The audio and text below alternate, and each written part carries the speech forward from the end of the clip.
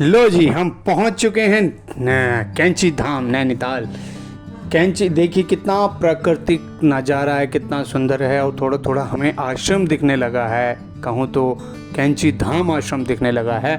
कैंची धाम नैनीताल अल्मोड़ा मार्ग पर नैनीताल से लगभग 17 किलोमीटर ये जगह है। और ये भवाली से 9 किलोमीटर की डिस्टेंस पे है। ये आधुनिक तीर्थ स्थल कितना सुंदर बनाया गया है। यहाँ की पार्किंग की व्यवस्था कितनी सुंदर है। आप देखेंगे बगल में एक गार्ड बहती है, जैसे कि इनके जो भी चमत्कारी मैंने आपको आगे बताऊंगा कि किस तरह से यहाँ पे क्या क्या चमत्कार हैं, किस तरह की पुस्तक में लिखा गया है। और देखें आप कितना सुंदर नज़ारा है मार्केट में, कितने शांत वातावरण है यहाँ का। लक्ष्मण नारायण शर्मा जो कि नीम करोली बाबा जिनका नाम पड़ा, उन्होंने लोग भी सोचते होंगे कि क्या कारण है, क्या जगह है ये कैंची धाम है तो यहाँ पे लोग जाते हैं, सुना बहुत है। लेकिन क्यों जाते हैं लोग, क्या यहाँ पे क्या जैसे हर जगह में कोई उद्गम होता है किसी चीज़ का, कि जहाँ पे स्वयंभू शिवलिंग होता है, कहीं पर गंगा मैया का उद्गम होता है, तो विभिन्न विभिन्न तीर्थ स्थलों में कुछ ना कुछ हुआ होता है। तो वैसे क्या है यहाँ पे आधुनिक आश्रम जो है कैंची धाम है, यहाँ पर जैसे मैंने अभी बताया जागृत स्थान है, उसी में सब कुछ समा जाता है कि बाबा ने यहाँ पर तपस्या करी, ठीक है, इस स्थान को जागृत किया, उनको हनुमान जी की सिद्धि प्राप्त हुई, उन्होंने तप किया यहाँ पर काफ़ी समय तक रहकर, तो इस स्थान को जागृत किया। और इस स्थान को जागृत करते ही ये एक पवित्र स्थान हो गया। जो भी लोग यहाँ आते हैं, यहाँ पे मैं बताऊँ आगे आपको दिखाऊंगा मंदिर के अंदर, अगर कैमरा अलाउड किया, मैंने जहाँ तक सुना है कि कैमरा अलाउड नहीं करते, तब भी कोशिश करेंगे आपको कुछ कुछ दिखाने की। यहाँ पे एक हनुमान मंदिर है जो कि जिसकी उपासना ये खुद किया करते थे।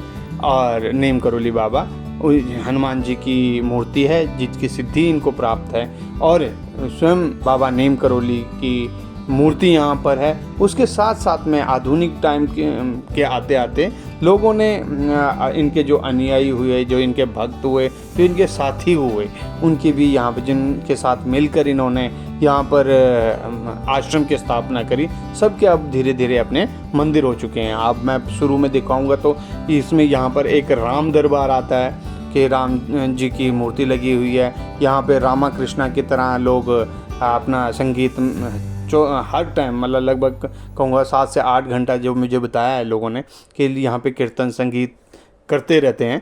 उसके बाद मैं दिखाऊंगा कि यहाँ पे हनुमान जी का मुख्य जो मंदिर है, हनुमान जी का मंदिर है, और उसके बाद नीम करोली बाबा जी की अपनी मूर्ति है।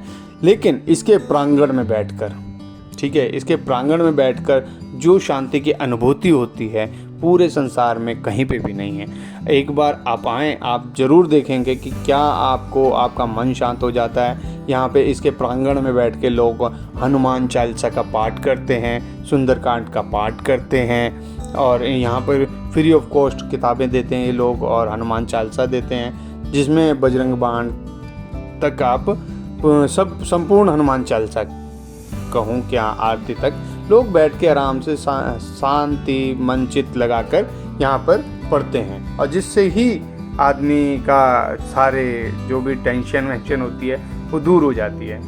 आइए जानते हैं कुछ रोचक तथ्य नीम करोली बाबा के बारे में। नीम करोली बाबा कौन थे, कहाँ से वो आए थे, कहाँ उनका जन्म हुआ था। तो मैं बताऊं कि नीम करोली बाबा का असली नाम जो था लक्ष्मण नारायण शर्मा। उनका जन्म 1900 के आसपास हुआ था, और वो उनका जन्म जो हुआ था भारत में उत्तर प्रदेश के फिरोजाबाद जिले के अकबरपुर गांव में हुआ था। वो उनके पिता एक धनी ब्राह्मण परिवार से थे, मतलब वो खुद एक धनी ब्राह्मण परिवार से बिलोंग करते थे। और उनके माता पिता की जोर जबरदस्ती के कारण उन्होंने 11 वर्ष की उम्र में उनकी शादी हो गई।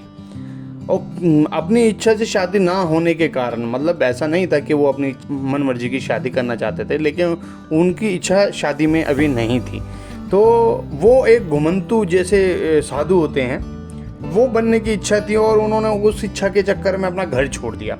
घर छोड़कर वो चले गए, लेकिन उनके पिताजी ने काफ़ी अनुरोध किया उनको और मनाया, तब जाके वो अपने घर वापस लौटे कुछ समय बाद, और अपना एक वैवाहिक जीवन जीने लगे। और आपको बताऊं कि उनके 2 बेटे हुए और 1 बेटी हुई उनके घर में। रिचर्ड एल्पर्ट और रामदास। रिचर्ड एल्पर्ट जो है नीम करोली बाबा के भक्त हुए, जो कि समय आने के बाद इन्हीं के साथ रहने लगे और अपना नाम उन्होंने बदल दिया। इन्होंने इनके चमत्कारों पर एक किताब लिखी जिसका नाम है मिरेकल ऑफ लव, और जिस किताब में उन्होंने उनके जितने भी चमत्कार हुए उनका उल्लेख किया है। उसी में एक किस्सा आता है बुलेट प्रूफ कंबल नाम से उन्होंने एक इनका किस्सा छापा है। और वो किस्सा इस तरह से था कि एक इनके जितने भी भक्त हुए, भक्तों में एक बुजुर्ग दंपत्ति थे जो कि फतेहगढ़ साहिब पंजाब के रहने वाले थे। और ये बात है कुछ 1943 की थी, 1943 की। इसमें क्या हुआ कि बाबा एक भ्रमण करते हुए एक बार उनके गांव में पहुंचे और उनके पास जाके बोला कि मैं आज यहीं पर आपके यहाँ विश्राम करूँगा। दंपति बहुत खुश हुए। वो गरीब थे और अब यथाशक्ति उन्होंने सम्मान किया और उनको अपने जो भी घर में व्यवस्था थी, एक मंजा बोलते हैं, एक चारपाई दी, उनको ओढ़ने के लिए एक कंबल दिया और बगल में खुद सो गए। रात को कहराने की मतलब कि आवाज उनकी कंबल के अंदर से आ रही थी कई तरह की। तो बुजुर्ग दंपत्ति ने सोचा कि किस तरह की ये आवाज आ रही है, लेकिन उन्होंने सुबह का इंतजार किया। सुबह उठते ही नीम करोली बाबा ने उनको बोला कि ये मेरा कंबल है और इसको बिना देखे बिना सोचे नजदीक की किसी नदी में प्रवाहित कर दो और कोशिश करना कि इसके अंदर आप कुछ भी देखो मत, नहीं तो अनर्थ हो सकता है। तो उनके कहे अनुसार बुजुर्ग दंपत्ति गए और उसको नदी में प्रवाहित करने लगे। तो उन्होंने देखा कि ये तो काफ़ी भारी और मेटल टाइप का इसके अंदर है, लेकिन उनकी बात उनको याद आई कि नहीं, इसको खोलना नहीं है, और वो उन्होंने प्रवाहित कर दिया। कुछ समय बाद उनका बेटा ब्रिटिश फोर्स में था, बुजुर्ग दंपत्ति का बेटा ब्रह्मा फ्रंट पर। द्वितीय विश्व युद्ध की बात है ये। 1 महीने बाद बुजुर्ग दंपत्ति का बेटा ब्रह्मा फ्रंट से लौट आया। यह दंपत्ति एक इकलौते बेटा था जो कि ब्रिटिश फौज में सैनिक था। जैसे कि मैंने अभी बताया, विश्व युद्ध के समय ब्रह्मा फ्रंट पर ही तैनात था ये। बेटे को घर पर देखकर बुजुर्ग दंपत्ति की खुशी का ठिकाना ही नहीं रहा। लेकिन बेटे ने अपने माता पिता को ऐसी घटना बताई। उसने बताया कि माता पिता लगभग 1 महीने पहले दुश्मन फौजों ने उसको घेर लिया था, उसकी बटालियन को घेर लिया था और गोलीबारी शुरू कर दी। उसके साथ के कोई भी लोग, जितने भी सैनिक थे, सभी साथी उसके मारे गए, लेकिन वो बच गया, अकेला बच गया। तो बेटे ने कहा कि मैं कैसे बच गया, मुझे खुद मालूम नहीं। उसने कहा कि उस पर खूब गोलीबारी हुई, लेकिन एक भी गोली उसको नहीं लगी। रात भर वह जापानी दुश्मनों के बीच लड़ता रहा और जीवित बच गया। इसके बाद सुबह ब्रिटिश फौज की एक और टुकड़ी आई। दरअसल वह वही रात थी जिस रात नीम करोली बाबा जी उनके घर में, बुजुर्ग दंपत्ति के घर में रुके हुए थे। बुजुर्ग दंपत्ति की आंखें भर आई कि उनका बेटा सकुशल वापस आ गया है ना। साथ ही दंपत्ति बाबा के चमत्कार को भी समझ गए। देखिए, जैसे चमत्कार तुरंत बताया नहीं जाता, बाबा ने बताया नहीं, लेकिन उनको महसूस हुआ कि हाँ, ये वही रात थी। और यही कारण था कि वो बाबा कह रहे थे, जो आवाज़ कर रहे थे। और यही कहानी उन्होंने अपनी किताब में छापी, मिरेकल ऑफ लव में। रिचर्ड एल्पर्ट ने इस कंबल को बुलेट प्रूफ का नाम इसीलिए दिया क्योंकि बाबा का जो कंबल था बुलेट प्रूफ का काम किया। और आप देखेंगे कि बाबा हमेशा चादर ओढ़े रहते थे, है ना। और आज भी भक्त लोग जो आते हैं बाबा को कंबल भेंट करते हैं, कंबल दान करते हैं। आप देखेंगे हाल फिलहाल में ही यहाँ पर क्रिकेटर और अभिनेत्री अनुष्का शर्मा और विराट कोहली आए। अच्छा, तो लगे हाथ एक और चमत्कार बाबा नीम करोली का बताता हूँ। जैसे मैंने आपको बताया कि 15 जून को यहाँ मंदिर की जो आश्रम है, ये जो धाम है, इसकी स्थापना हुई थी। उसके उपलक्ष्य में हर साल यहाँ पे बहुत तादाद में लोग आते हैं, भक्त आते हैं और भंडारा होता है यहाँ पर।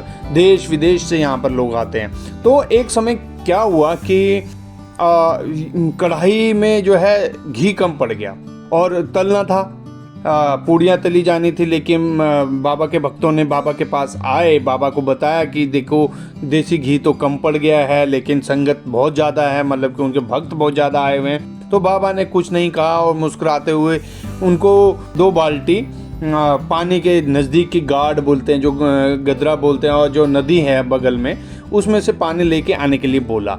और बाबा ने बोला कि लो जी कढ़ाई में डाल दो। कढ़ाई में जैसे ही डाला तो वो जो पानी है 2 बाल्टी पानी, वो देसी घी में तब्दील हो गया, बदल गया। भक्त देखते के देखते रह गए। और ये तो चमत्कार है ही, लेकिन उनकी एक उदारता देखें कि उन्होंने वो देसी घी जो भी नदी थी उसको जितना लिया था उतना ही वापस दिया। मतलब कि उन्होंने बाजार से अपने भक्तों को नैनीताल भेजा, बोला कि 2 कनस्तर देसी घी लेके आओ। देसी घी लेके आए और उन्होंने उसी नदी में देसी घी को प्रवाहित कर दिया। मतलब तेरा तुझको अर्पण। एक सच्ची घटना जो कि रिचर्ड एल्पर्ट, जैसे कि मैंने पहले ही बताया, उनको रामदास बोला जाने लगा, उन्होंने अपना नाम बदल दिया। उन्होंने अपनी किताब लिखी मिरेकल ऑफ लव, उसी में एक और सच्ची घटना आती है जो आपको बताती है कि उनका नाम नीम करोली कैसे पड़ा। नीम करोली बाबा, एक बार क्या हुआ कि वो ट्रेन में बिना टिकट के घुमक्कड़ साधु ठहरा, वो ट्रेन में सफ़र करने लगे और उनको ना टीटी ने रोक दिया। टीटी ने रोका और उनको टिकट ना मिलने के बाद टीटी ने उनको फर्रुखाबाद जिले में, यूपी में पड़ता है ये, नीम करोली गाँव के नज़दीक ट्रेन रोकी और वहाँ पर उतार दिया। बाबा को ट्रेन से उतारने के बाद टीटी को पता चला कि ट्रेन तो दोबारा चल ही नहीं रही। ट्रेन शुरू करने का काफ़ी प्रयास किया इन लोगों ने, लेकिन ट्रेन शुरू नहीं हुई। लेकिन सवारियों ने बोला, टीटी को बोला कि अरे ऐसा तो नहीं है कि बाबा के कारण वो ट्रेन ना चल रही हो, एक बार रिक्वेस्ट करके देखो। इवन काफ़ी बड़े बड़े अधिकारी आ गए, इंजीनियर्स आ गए, ट्रेन नहीं चली। फिर बाबा एक पेड़ के खेतों में पेड़ के नीचे जाके बैठ गए।